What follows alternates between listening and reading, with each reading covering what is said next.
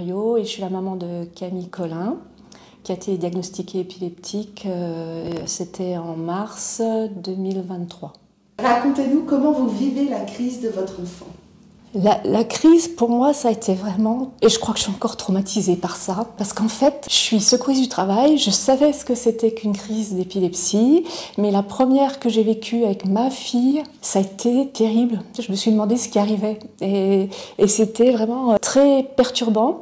Et en fait, c'est pas la crise elle-même aujourd'hui qui m'a marquée le plus, mais c'est qu'à chaque fois que s'annonçait une crise avec convulsion, je parle des crises générales avec convulsion, il y avait un cri qui sortait de Camille, une espèce de râle, quelque chose qui annonçait les convulsions derrière.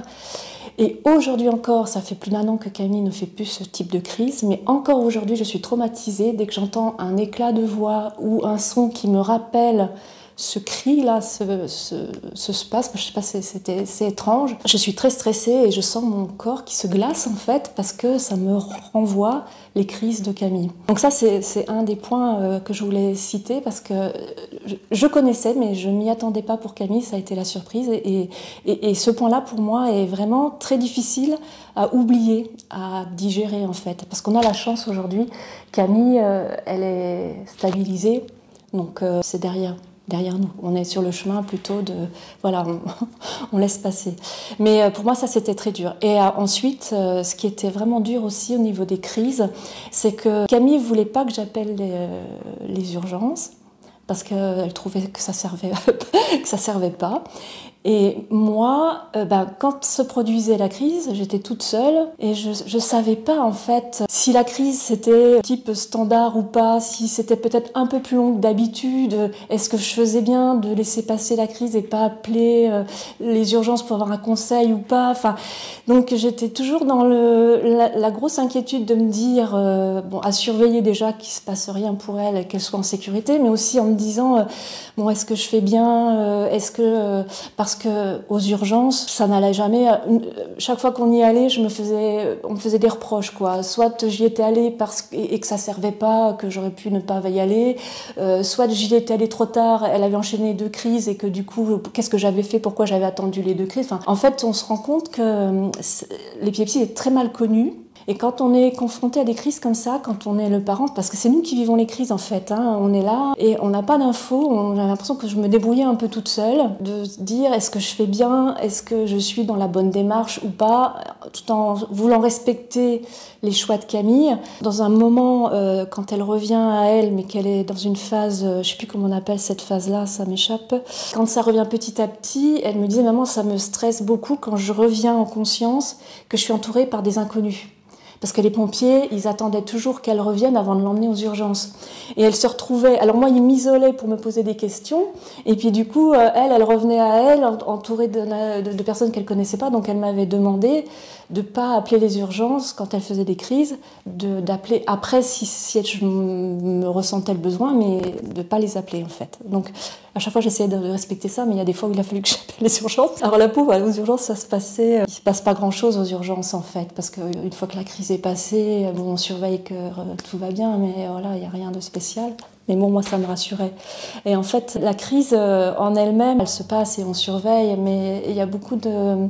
On se sent seul en étant aidant, je trouve, d'être à côté. Et moi, je vis seule, donc le papa n'est pas avec moi, on est séparés. Donc... Et à chaque fois qu'elle a fait les crises, c'était en ma présence, c'était quand elle était avec moi. Donc j'étais vraiment toute seule avec elle. Et ça, c'est vraiment, vraiment dur. Aujourd'hui, ce qui me perturbe le plus, oui, c'est quand je repense à ces moments-là où on se sent isolé, en fait. J'ai trouvé qu'aux urgences, j'ai rarement... Alors moi, j'étais en mode panique à chaque fois. J'étais vraiment très mal. Alors peut-être je recevais pas bien les messages aussi, je les prenais peut-être de travers, mais franchement, je trouve qu'on m'accueillait pas bien. Alors à chaque fois, il se tournait vers Camille pour qu'elle explique, mais elle ne savait pas ce qui s'était passé. Et à chaque fois que moi je voulais intervenir en disant il s'est passé ci, passé ça, c'est tout juste si on me faisait mais c'est à votre fille de parler quoi. Enfin vraiment une incompréhension en fait.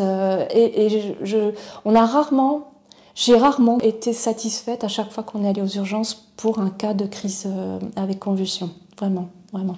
C'est très perturbant, je trouve, parce qu'on a besoin de se sentir rassuré, on a besoin de se sentir en confiance, et là, c'était pas le cas. Et depuis quel âge elle a ces crises? Eh ben, en fait, c'est tout récent, c'est de naissance, c'est passé carrément inaperçu, jusqu'à il y a un peu plus de 2 ans où elle a fait un premier événement qu'on n'a pas identifié. Elle était venue faire toute une panoplie de tests au niveau du service épilepsie ici à Nancy, mais il n'y avait rien qui était ressorti, en fait, on n'avait rien détecté.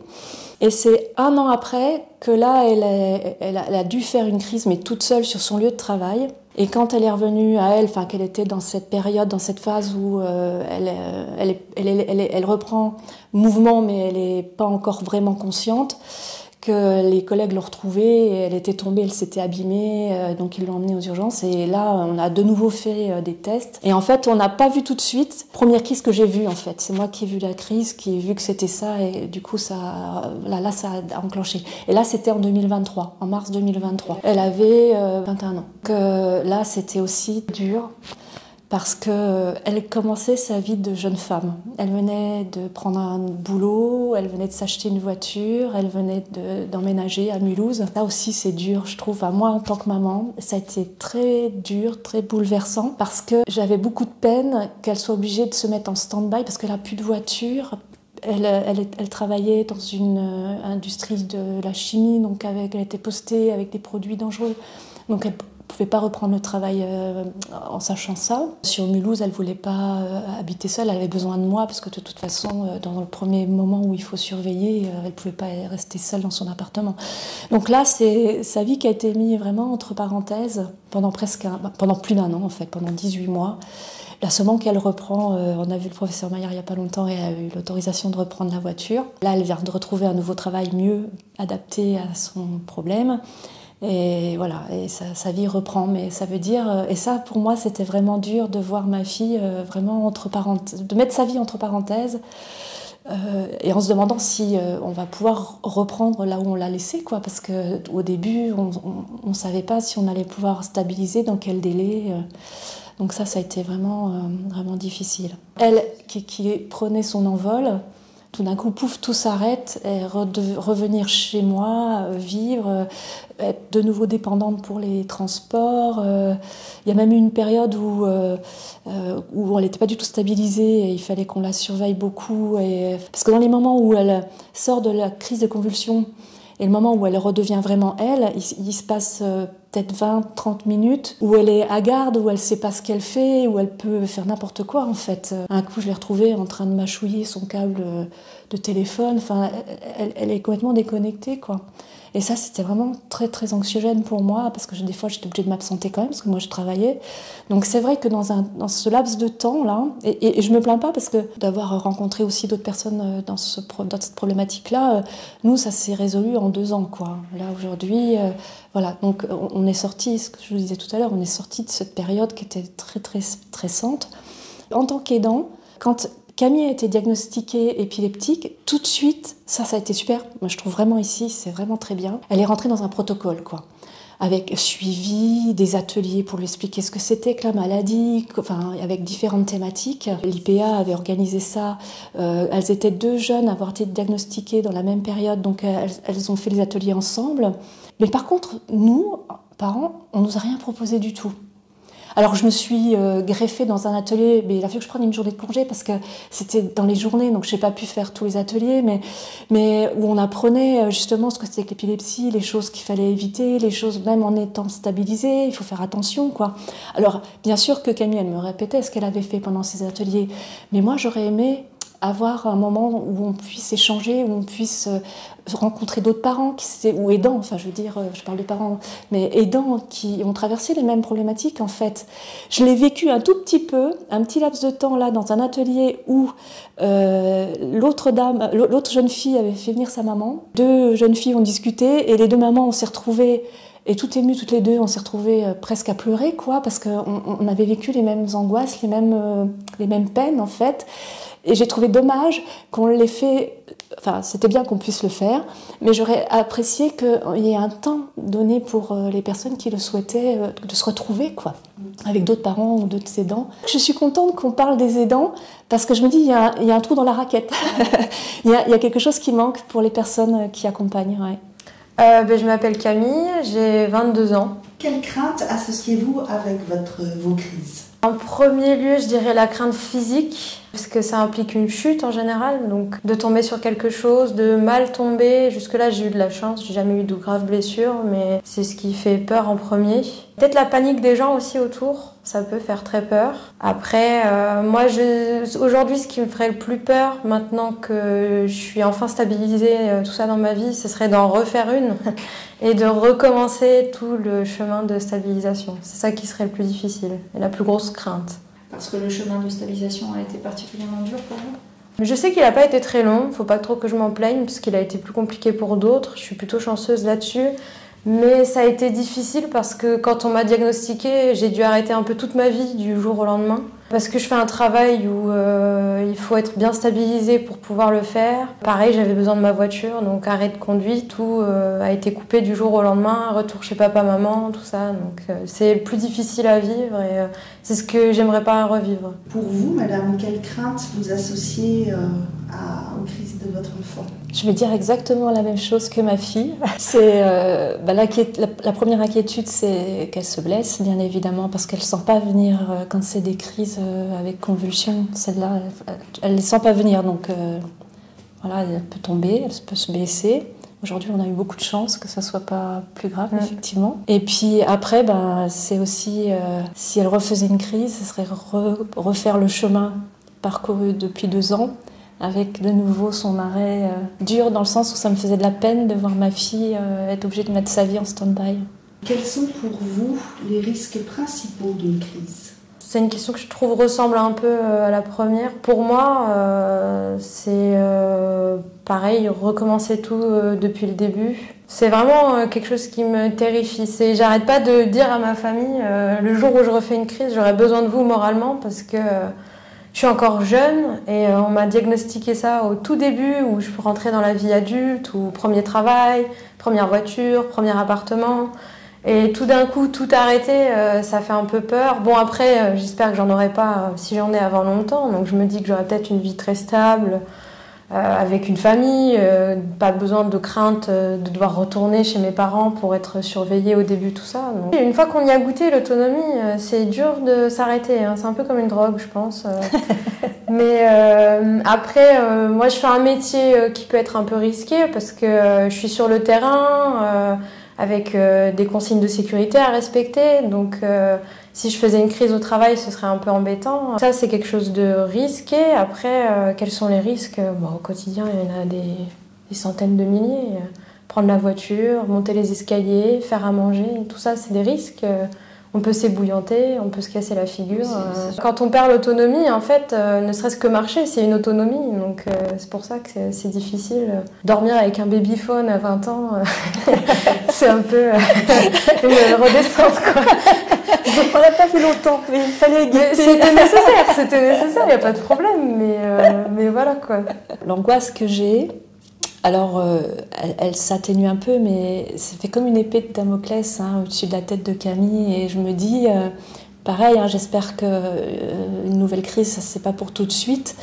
Mais celle qui serait la crise terrible pour moi, ce serait celle qui pourrait arriver en conduisant, quoi. Où, clairement, ce serait le risque de mourir, de perdre la vie par un accident de voiture ou une mauvaise chute dans les escaliers. Et ça, on ne sait jamais. Parce qu'aujourd'hui, Camille est stabilisée et tout va bien, mais on ne sait jamais quand ça pourrait revenir, quoi. C'est ça qui est vraiment stressant, en fait. Alors je pense qu'avec le temps, on doit s'habituer un peu à cette épée qu'on a au-dessus, que tu as au-dessus de toi. Mais du suspense. Ça nous tient en haleine, on est dans un beau film. Mais voilà, c'est vrai qu'il ne faut pas y penser, en fait. Il ne faut pas y penser. Le diagnostic a plus été mal vécu par ma mère que par moi. Ouais, moi, l'épilepsie, Je vais pas dire que j'en ai rien à faire, ça, pour moi ça a juste rajouté un pilulier dans ma vie pour pas oublier de prendre mon traitement quoi. Mais franchement je trouve pas que ce soit une maladie très handicapante. Une fois qu'on y est habitué... stabilisé. Oui, ça a stabilisé bien sûr, mais moi c'est bon aujourd'hui, ça a pris 2 ans, c'était un peu long, et encore ça va. Mais c'est bon, ma vie elle est redevenue comme avant, j'ai changé d'endroit géographique, mais c'est tout, tout va bien. Pour moi l'épilepsie c'est pas une maladie... Dans mon cas, qui est difficile à vivre. Pour moi, c'est plus une maladie, pour moi, des aidants que des patients. Parce que, je le dis souvent, cette expression-là, parce que nous, on les voit pas, les crises, on les vit pas, on s'absente pendant un temps. On a même tout le reboot après, la mise à jour du cerveau, le temps qu'on revienne. Et pendant ce temps, c'est eux qui regardent en panique, qu'est-ce qu'il faut faire. Nous, on n'est pas là, on vient juste après, un gros dodo, quoi. Donc, moi, je le vis pas mal du tout, ça me stresse pas. Si ça arrive, mais bon. Aujourd'hui, je suis jeune, mais je suis contente de ma vie. Alors, si jamais je m'en vais demain, c'est pas grave. Un peu, mais... Un peu. Par expérience, j'ai un collègue qui souffrait d'épilepsie. Pendant très longtemps, il a été stabilisé. Et puis, il y a eu des événements familiaux. Il a perdu son papa. Il y a eu des événements qui ont fait qu'il a été peut-être dans un moment un peu particulier, qui a fait qu'il a refait ponctuellement une crise, quoi. Donc, bien évidemment, aujourd'hui, j'essaye de ne pas y penser parce que c'est encore frais tout ça. Et je pense qu'il va falloir du temps pour que je fasse confiance au temps et que je lâche un peu prise par rapport à ça. Mais au fond de moi, je sais que on n'est pas complètement, le parapluie n'est pas ouvert pour tout le temps et qu'il y a des moments où il peut se refermer pour un événement quelconque et peut-être jamais, et tant mieux, peut-être que ça peut arriver, on ne sait pas. Ouais, et ça, personne ne peut le dire. Comment l'épilepsie influence vos relations, Camille ? Moi, j'ai pas vu beaucoup d'influence sur la relation. En tout cas, ma famille proche, mon père, ma mère, ma sœur, rien n'a changé. Je dirais même encore plus de confiance et de parole. Dès qu'on m'a diagnostiqué ça, tout de suite, j'ai été très ouverte et je leur ai dit tout ce que je vivais, tout ce que je ressentais, ce que j'aimais bien, ce que j'aimais pas, ce que j'aime bien quand je sors d'une crise. Par exemple, moi, j'adore avoir la vision de quelqu'un que je connais à côté de moi quand je sors d'une crise. C'est tout de suite rassurant. C'est quelque chose qui, moi, m'apaise beaucoup tout de suite. Parce qu'il y a des petits moments après les crises où on peut être un peu tristoun.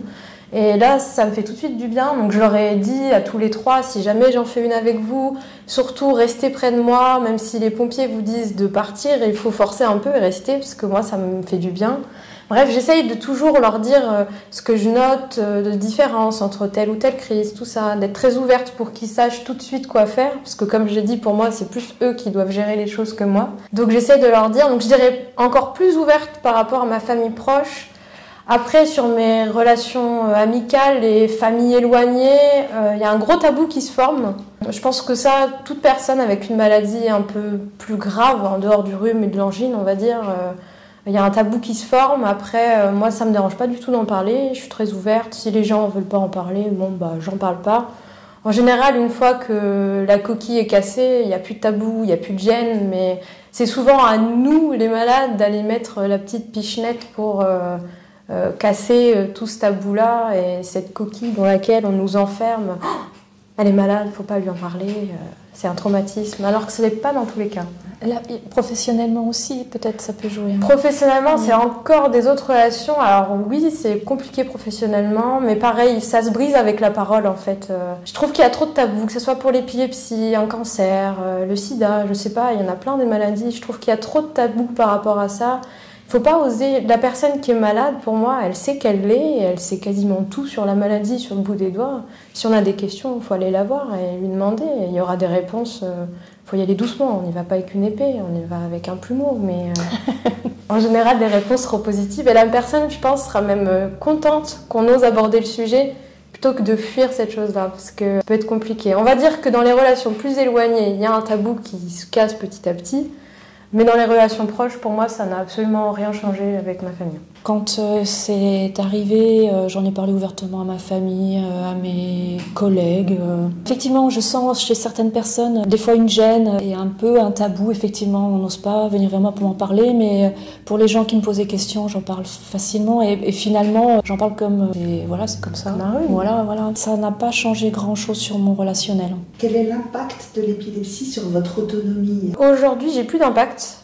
J'en ai eu pendant longtemps. Je viens seulement de récupérer la conduite au bout de 2 ans. Ça a eu beaucoup d'impact. Comme je l'ai dit un peu plus tôt, moi je fais un travail sur le terrain où je peux être amenée à travailler seule dans un endroit isolé. Donc il faut que j'ai les équipements de protection individuelle adaptés pour détecter si jamais il y a une chute ou quelque chose. Je peux jamais aller travailler seule si j'ai pas cet équipement-là parce que c'est trop risqué. Après aujourd'hui normalement tout le monde devrait être équipé de cette chose-là, donc il n'y a pas d'exception pour moi on va dire. C'est le seul gros impact que je verrais par rapport à mon travail où je peux pas trop être toute seule tout le temps. Sinon chez moi... Tu pourras pas être pilote d'avion aussi, tu sais. Ah oui.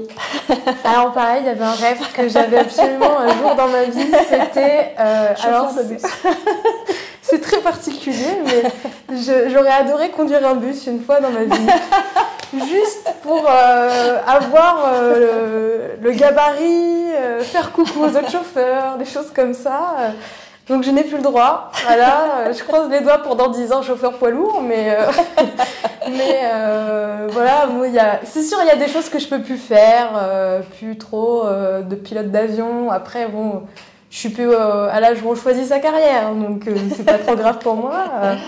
Plus de saut en parachute, des choses comme ça, mais pour moi c'est des choses dont on peut se passer. Donc ça me dérange pas. Franchement, aujourd'hui, je suis contente. J'ai récupéré petit à petit mon autonomie, que ce soit vivre seule, retrouver un travail, retrouver une voiture, le permis, tout ça. C'est revenu. J'espère que ça va rester encore le plus longtemps possible. Mais voilà, pour moi aujourd'hui, ça n'a plus d'influence. Ça a de l'influence quand on est en stabilisation ou quand on est pharmacorésistant, des choses comme ça. Là, c'est compliqué. Bon courage pour les personnes qui sont victimes de tout ça, mais pour ma part, j'ai beaucoup de chance et aujourd'hui, j'ai plus d'influence sur mon autonomie. Je rejoins ce que vient de dire Camille. En fait, là où ça a perturbé nos vies, parce que du coup, elle revenait chez moi, il a fallu que je m'organise, c'est dans la période, ces 2 ans avant de stabiliser et d'avoir l'autorisation de reprendre là où elle s'était arrêtée, quoi. Mais sinon aujourd'hui on a la chance que ça se passe bien et qu'aujourd'hui je suis plus dépendante de moi, sauf quand la voiture elle est en panne. On a coupé le cordon. Dans la période où on était, au moment du diagnostic, pendant l'année qui a suivi, c'était vraiment très compliqué. Il y a eu une période où il fallait qu'on soit témoin des crises pour un peu voir ce qui se passait, pour pouvoir après expliquer aux professeurs. Dans ce moment-là, même avec mon ex-mari, avec ses tantes, on se relayait pour être là au moment où choper la crise, quoi. Donc pendant une semaine, ça a été un petit peu compliqué. Il a fallu en plus, moi, je venais de changer de travail, j'avais pas de jour de congé, donc il a fallu que je m'organise avec mon employeur pour pouvoir avoir des jours par anticipation. Enfin bon, c'est vrai que pendant 1 an, ça a été contraignant. Il a fallu s'organiser autour de Camille et de l'épilepsie. Là seulement, là, depuis qu'elle a l'autorisation de me conduire, que je reprends un peu ma vie à moi et que Camille prend sa vie. J'ai quand même quitté le nid il y a 1 an quand même. Oui, donc, ouais. Mais tant que tu conduisais pas, il fallait quand même qu'on s'organise pour faire les courses, tout ça. Enfin, voilà. Alors que là, aujourd'hui, maintenant... C'était des contraintes, mais je ne les ai pas vécues comme ça, parce que j'étais tellement bouleversée de ce que Camille vivait, que je voulais absorber les contraintes pour qu'elle en ait le moins possible. Je trouvais que c'était un tsunami, ce qu'elle traversait, c'est vrai. Hein. Alors toi, tu ne l'as pas pris comme ça. Et moi, je m'étais dit, oh, mais moi, je serais obligée de mettre ma vie en stand-by comme ça, mais comment je réagirais? Et du coup, je voulais qu'elle en souffre le moins possible, donc... aussi peut-être que j'ai fait beaucoup parce que je voulais te protéger et faire que tu aies le moins de contraintes possible. Moi, je n'avais pas de contraintes. Enfin, j'en ai pas senti. Très bien réussi, bravo. C'est vrai que tu l'as plus mal vécu. Ah oui, pour moi ça a été vraiment un combat. Pour moi, il y a eu une rupture avec certaines personnes. J'ai traversé quelque chose d'immense. Je dis, pour moi, c'était un tsunami. Je ne supportais pas. Alors, je suis beaucoup entourée. Alors, de ma famille, ça a été certains de mes amis. J'avais du mal d'entendre qu'on me donne des conseils. Ça, c'était pas possible pour moi. Alors là, je voulais rien entendre. Et les gens qui voulaient être gentils et qui voulaient me donner des conseils ou qui me donnaient leur avis, pour moi, c'était même pas... Je pouvais pas, en fait. Et ces gens-là, j'étais obligée de les mettre à distance et ça a coupé certains contacts, en fait. Et encore aujourd'hui, il y a des gens que je n'ai pas été rechercher. Mon environnement amical a changé depuis la maladie, depuis l'épilepsie. J'avais besoin d'écoute. Moi, j'avais pas besoin qu'on me raconte qu'un tel s'en était sorti. J'ai une très bonne amie qui avait dans son entourage une jeune femme médecin qui était épileptique, qui faisait sa vie et qu'elle arrêtait pas de me bassiner avec ça. Mais nous, on galérait. Il y a eu un moment où on s'est demandé si Camille n'était pas pharmaco-résistante. Donc pour moi, c'était extrêmement angoissant parce que je ne voyais pas le bout du tunnel. Et ça m'agaçait qu'on me raconte la vie des autres, quoi. Enfin, je n'avais pas envie d'entendre ça. Moi, j'avais envie qu'on écoute mes angoisses, qu'on écoute ce que j'avais à dire, mais je ne voulais pas entendre les cas des autres. Alors, il y avait des cas pires, il y avait des cas mieux, mais ça n'avait rien à voir avec le cas de Camille. Et c'était pour moi extrêmement dérangeant. Et en fait, dans cette période-là, je me suis concentrée sur ma famille, en fait. Aujourd'hui, mon environnement amical a changé. Parce que je sors seulement de tout ce qu'on vient de traverser et qu'il y a des gens que j'ai pas relancés, quoi, parce que j'avais mis de la distance et que j'avais besoin de cette distance-là. Je n'ai pas voulu me faire accompagner parce que je pensais que j'allais m'en sortir, mais j'ai rendez-vous avec un psy dans 15 jours parce que je vois que aujourd'hui ça va mieux, mais je vois que ça traîne, que je traîne mes boulets là, je traîne mes casseroles et je me dis peut-être il faut que je rencontre quelqu'un pour m'aider parce que le traumatisme que j'ai vécu m'a vraiment... il est là encore, il est présent, je le sens que je le porte. Bon, j'arrive à vivre, ça ne m'empêche pas de vivre, mais je pense que pour aller mieux, il faut que je fasse quelque chose. Qu'est-ce que vous auriez aimé faire passer comme message aux auditeurs qui seront là? Plus d'éducation sur ce qu'il faut faire quand il y a une crise qui se passe. Moi, j'ai beaucoup d'amis qui m'appellent quand ils voient une crise d'épilepsie, parce qu'ils savent que je suis épileptique. Et ils me demandent « Camille, qu'est-ce qu'il faut faire là? Il y a quelqu'un qui fait une crise d'épilepsie devant moi. » Tout de suite, moi je lui dis « Éloigne tout ce qu'il y a autour de la personne. Tu restes à côté d'elle, tu la touches pas, mais t'attends. » Après, il y a une phase où elle va prendre du temps à se réveiller. Surtout, tu restes tout le temps à côté d'elle, tu la surveilles. Et puis, tu restes bien présent et t'appelles tout de suite les pompiers pour qu'ils prennent en charge la personne, quoi. Pareil, les gens ont extrêmement peur de l'épilepsie. C'est une maladie. Ils vont se cacher dans les placards quand ils entendent le mot là, quoi. C'est incroyable. Et par exemple, très peu de gens savent qu'il y a les crises généralisées, les crises focales. Moi-même, j'ai découvert tout ça. Je connaissais pas, quoi. Et il faut pas penser que on est Jeanne d'Arc en train de se faire habiter par un démon ou par Non, mais il y en a. Ça fait très peur. Mais voilà, c'est ça. Après, moi, comme je l'ai dit, je vois pas les crises. Et vous avez vu, je veux pas les voir. J'ai pas envie de m'imaginer dans un état particulier. Moi, j'ai pas envie de vivre ça. Moi, j'ai de la chance, les généralisées, je les vis très bien. C'est presque, je m'endors dans un endroit, je me réveille dans un autre. Bon, c'est un peu particulier, mais moi, je les vis vraiment comme un endormissement. Donc, je veux pas voir tout ça. Moi, je vais redire ma phrase culte sur l'épilepsie. C'est pas la maladie des patients, c'est la maladie des aidants. Parce que je trouve ça, mais vrai. Regardez, entre nous deux, c'est qui l'a plus mal vécu? C'est ma mère.